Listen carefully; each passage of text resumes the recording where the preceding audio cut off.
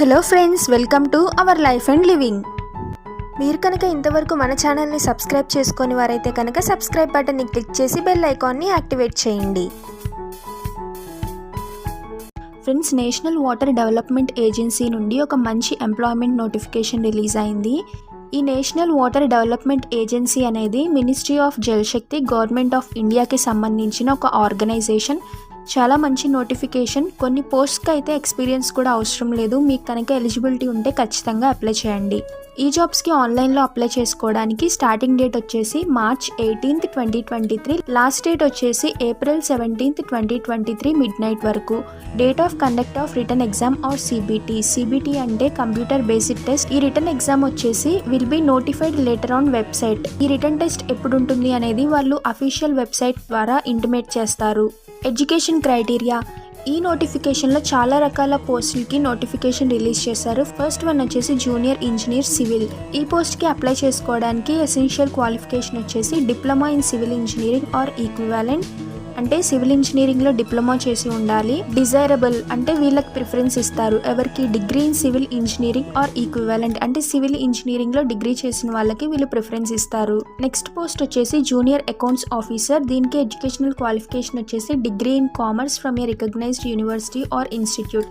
కామర్స్లో డిగ్రీ చేసి ఉండాలి. దీంతో పాటుగా 3 year experience in cash and accounts in a government office or PSU or autonomous body or statutory body.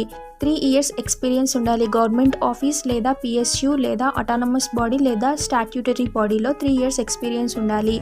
Desirable candidates having CA or ICWAI or company secretary will be preferred. ఈ క్యాండిడేట్స్కి వాళ్ళు preference ఇస్తారు.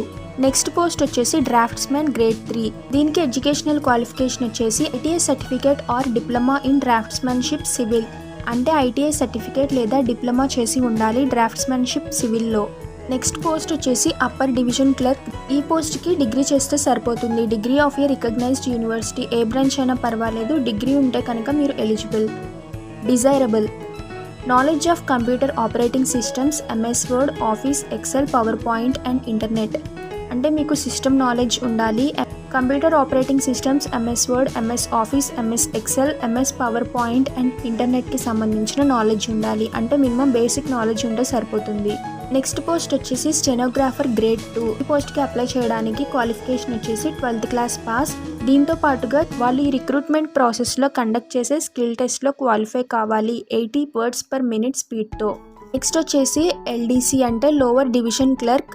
దీనికి educational qualification వచ్చేసి 12th class pass అయి ఉండాలి. దీంతో పాటుగా typing speed 35 words per minute in English are 30 words per minute హిందీలో, అంటే 35 words per minute ఇంగ్లీష్ లేదా 30 words per minute హిందీలో మీరు టైప్ చేయగలగాలి. డిజైరబుల్ వచ్చేసి knowledge of computer operating systems, MS Word, Office, Excel, PowerPoint and internet, system knowledge ఉండాలి దీనికి కూడా. Application processing fee. General OBC EWS category వాళ్ళు 890 rupees plus GST plus bank charges pay చేయాలి application processing ఫీగా. SC ST PWBD అంటే persons with benchmark disability candidates 550 rupees application ఫీతో పాటు GST plus bank charges pay చేయాలి. Post wise salary and vacancies చూద్దాం. Junior engineer సివిల్కి వచ్చేసి level 6 ప్రకారం salary ఉంటుంది, అంటే మీకు శాలరీ 35,400 రూపీస్ నుండి 1,12,400 రూపీస్ వరకు ఉంటుంది. జూనియర్ ఇంజనీర్ పోస్ట్కి UR కేటగిరీ అంటే జనరల్ కేటగిరీలో 7 వేకెన్సీస్ ఉన్నాయి. OBCలో 4, STలో 1, EWSలో 1, టోటల్ 13 వేకెన్సీస్ ఉన్నాయి. ఈ పోస్ట్కి అప్లై చేయడానికి ఏజ్ వచ్చేసి 18 నుండి 27 years లోపు ఉండాలి. మీ కేటగిరీ ప్రకారం ఏజ్ రిలాక్సేషన్ కూడా ఉంటుంది. నెక్స్ట్ పోస్ట్ వచ్చేసి జూనియర్ అకౌంట్స్ ఆఫీసర్. ఈ పోస్ట్కి కూడా శాలరీ లెవెల్ 6 ప్రకారమే ఉంటుంది, అంటే శాలరీ వచ్చేసి 35,400 రూపీస్ నుండి 1,12,400 రూపీస్ వరకు ఉంటుంది. ఇందులో UR కేటగిరీ అంటే జనరల్ కేటగిరీలో 1 వేకెన్సీ ఉంది. ఏజ్ వచ్చేసి ఈ పోస్ట్కి అప్లై చేసుకోవడానికి 21 నుండి 30 years వరకు ఇచ్చారు. నెక్స్ట్ కేటగిరీ వచ్చేసి డ్రాఫ్ట్స్మెన్ గ్రేడ్ 3. ఈ పోస్ట్కి శాలరీ వచ్చేసి లెవెల్ 4 ప్రకారం ఉంటుంది, అంటే 25,500 రూపీస్ నుండి 81,100 రూపీస్ వరకు ఉంటుంది. దీనికి వేకెన్సీస్ వచ్చేసి UR అంటే జనరల్ కేటగిరీలో 2 వేకెన్సీస్, OBCలో 1, SCలో 1, STలో 1, EWSలో 1, టోటల్ 6 వేకెన్సీస్ ఉన్నాయి. ఏజ్ వచ్చేసి 18 నుండి 27 years వరకు ఇచ్చారు. అప్పర్ డివిజన్ క్లర్క్కి సేమ్ శాలరీ లెవెల్ 4 ప్రకారం ఉంటుంది. అంటే 25,500 రూపీస్ నుండి 81,100 రూపీస్ వరకు ఉంటుంది.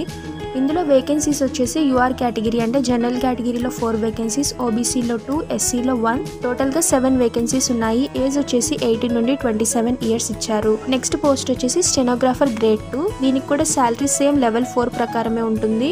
అంటే 25,500 రూపీస్ నుండి 81,100 రూపీస్ వరకు ఉంటుంది. ఇందులో యూఆర్ అంటే జనరల్ కేటగిరీలో 2 వేకెన్సీస్, ఓబీసీలో 3, ఎస్సీలో 2, ఈడబ్ల్యూఎస్లో 2, టోటల్గా 9 వేకెన్సీస్ ఉన్నాయి. ఏజ్ వచ్చేసి 18 నుండి 27 ఇయర్స్ వరకు ఇచ్చారు. నెక్స్ట్ వచ్చేసి లోవర్ డివిజన్ క్లర్క్. దీనికి శాలరీ వచ్చేసి లెవెల్ 2 ప్రకారం ఉంటుంది. అంటే 19,900 రూపీస్ నుండి 63,200 రూపీస్ వరకు ఉంటుంది. ఈ పోస్ట్ కి వేకెన్సీస్ వచ్చేసి యూఆర్ కేటగిరీ అంటే జనరల్ కేటగిరీలో 1 వేకెన్సీ, ఎస్సీలో 1, ఈడబ్ల్యూఎస్లో 1, పీడబ్ల్యూబీడీలో 1, టోటల్ 4 వేకెన్సీస్ ఉన్నాయి. ఏజ్ వచ్చేసి 18 నుండి 27 ఇయర్స్. Age relaxation. మీ కేటగిరీ ప్రకారం ఏజ్ రిలాక్సేషన్ కూడా ఉంటుంది. ఎస్సీ ఎస్టీ క్యాండిడేట్స్కి 5 ఇయర్స్ ఏజ్ రిలాక్సేషన్ ఇచ్చారు. ఓబీసీ క్యాండిడేట్స్కి 3 ఇయర్స్. పీడబ్ల్యూబీడీ అంటే persons with benchmark disability కేటగిరీకి అన్రిజర్వ్డ్ అంటే జనరల్ కేటగిరీలో 10 ఇయర్స్ ఇచ్చారు. ఓబీసీ కేటగిరీలో 13 ఇయర్స్ ఇచ్చారు. ఎస్సీ ఎస్టీ కేటగిరీలో 15 ఇయర్స్ ఉంటుంది ఏజ్ రిలాక్సేషన్. Selection criteria. ఇక్కడ 2 స్టేజెస్గా వాళ్ళు సెలెక్షన్ క్రైటీరియాని మెన్షన్ చేశారు. ఫస్ట్ స్టేజ్ వచ్చేసి రిటర్న్ టెస్ట్ ఉంటుంది. 100 క్వశ్చన్స్ ఉంటాయి. టోటల్ టైం డ్యూరేషన్ వచ్చేసి 90 మినిట్స్ ఉంటుంది. ఎంసీక్యూ బేస్డ్ అంటే మల్టిపుల్ చాయిస్ క్వశ్చన్స్ ఉంటాయి. Will be held on optical mark response sheet అంటే OMR షీట్లో ఉంటుంది exam. Second stage. In the case of UR, OBC and EWS candidates will be shortlisted by 20 times of the vacancy while 50 times of the vacancy for SC, ST, PWBD category candidates. UR, OBC, EWS candidates-ని 20 times of the vacancy-కి shortlist చేస్తారు. SC, ST, PWD candidates-కి 50 times of the vacancy-కి shortlist చేస్తారు. Shortlisted candidates will be invited for documents verification. Shortlist అయిన candidates-కి నెక్స్ట్ document verification ఉంటుంది. అంటే సర్టిఫికేట్స్ వెరిఫికేషన్ ఉంటుంది. ఇన్ ఒరిజినల్ అని ఉంది కదా, ఒరిజినల్ సర్టిఫికేట్స్ వెరిఫికేషన్ ఉంటుంది. Thereafter, candidates for all the posts will be appeared a computer basic test 100 questions in 90 minutes again. దీని తర్వాత మళ్ళీ కంప్యూటర్ బేసిక్ టెస్ట్ ఉంటుంది. ఇందులో 100 క్వశ్చన్స్ ఉంటాయి. టోటల్ టైం డ్యూరేషన్ వచ్చేసి 90 minutes. Rank position will be prepared based on the score secured by the candidates in the second stage computer basic test. Second stage computer basic test ప్రకారం rank position వాళ్ళు prepare చేస్తారు. For the post of stenographer grade 2 and LDC candidates will be appeared in the skill test shorthand or typing which is a qualifying in nature. అంటే stenographer grade 2కి LDC అంటే lower division clerk పోస్ట్కి shorthand or typing test ఉంటుంది. 7% mistake will be allowed in the skill test for UR, OBC and EWS and 10% for SC and ST candidates. ఈ skill టెస్ట్లో 7% mistakes వరకు అలో చేస్తారు. UR అంటే general కేటగిరీకి, OBC and EWS కేటగిరీకి. SC, ST క్యాండిడేట్స్కి మాత్రం 10% మిస్టేక్ అలో చేస్తారు. హౌ టు అప్లై, ఎలా అప్లై చేయాలి? హౌ టు అప్లైలో ఇక్కడ ఒక ఇంపార్టెంట్ పాయింట్ని మెన్షన్ చేశారు. Candidates applying for more than 1 post should apply separately for each post and submitted fee for each post. అంటే మీరు ఒక పోస్ట్ కన్నా ఎక్కువ కూడా అప్లై చేయొచ్చు. బట్ ఈచ్ పోస్ట్కి మీరు అప్లికేషన్ ఫీ పే చేయాల్సి ఉంటుంది. Candidates should have valid personal email ID. It should be kept active during the recruitment process.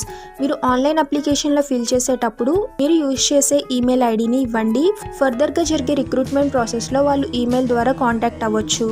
కాబట్టి మీరు యూజ్ చేసే ఈమెయిల్ ఐడిని ఇవ్వండి.